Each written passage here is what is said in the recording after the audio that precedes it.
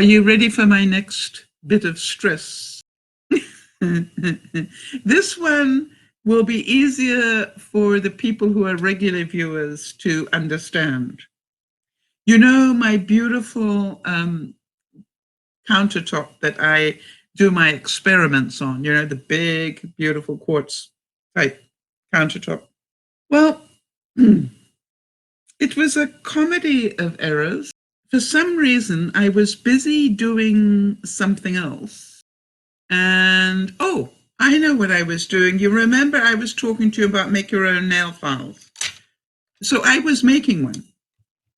And for that, I needed to get some Gorilla Glue out because, you know, and do any of you use that? Don't get paid by them, by the way. Do any of you use Gorilla Glue? Because what I'm about to tell you will be of value if you do. The Gorilla Glue, if you don't know what it is, it's like the gorilla. The Gorilla Glue is like somewhere a cross between regular glue and super glue. It's sort of very, very strong glue. And I use it a lot. And so what I had done is take the Gorilla Glue out to do the nail file because, for those of you who don't know, in my unboxing on Friday, I showed that I bought some sandpaper. And the reason I do is because I make my own nail files. I just buy sandpaper and cover them. Anyway, so I had the Gorilla Glue out and I must have turned to do something else. You know, I was distracted. And the next thing I knew, I had Gorilla Glue all over my beautiful countertop, but also all over one of my brass Bluebird of Happiness, which I was going to put up here. They were my mom's favorite. She loved these. So I'm not quite sure. Maybe I'll put them on that side. Yeah, I've got two. This is the bigger one, and then there's a smaller one. So I might put them here under my ancestral home. So here's the thing. The Gorilla Glue was all over this and all over the countertop. Now, I don't know what you would do, but I was not a happy camper.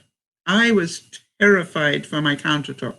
Funny enough, I had a feeling that Gorilla Glue would probably come off here if I did it the right way, that it would work. Okay, so the good news is my instinct worked, I think, pretty well. I literally took this and I wrapped it in paper towel on the principle that I wanted the glue to suck into the paper towel while I dealt with what was going on my countertop. Did that make sense? Because if I could get the glue onto, you know, to get sucked up by the paper towel to some degree, it would then be easier to help peel it off and also to see where the glue was. And then I went to the countertop. I literally just looked at my beautiful countertop and I don't mind telling you, I prayed. I prayed that it would come off there. And what I did is I actually, just in case anybody needs to know, I took a chopstick. And with a chopstick, I carefully took as much off the countertop as I could. Now, I think a spatula would have worked. I think I didn't want to use a knife. I was scared of scratching the countertop. But what I was scared of as well was if that Gorilla Glue dried too much, getting it off might pull off the whatever seal there was on the countertop. Does that make sense? So I very quickly, and being the person I am, I was putting it back in the bottle as fast as I could. And when I got as much as I could off, I then put paper towel down and patted it so that I could then rub off as much as I could, which actually worked very well. And then I was down to just actually not very much. I was surprised that I managed to get, as much off as I did.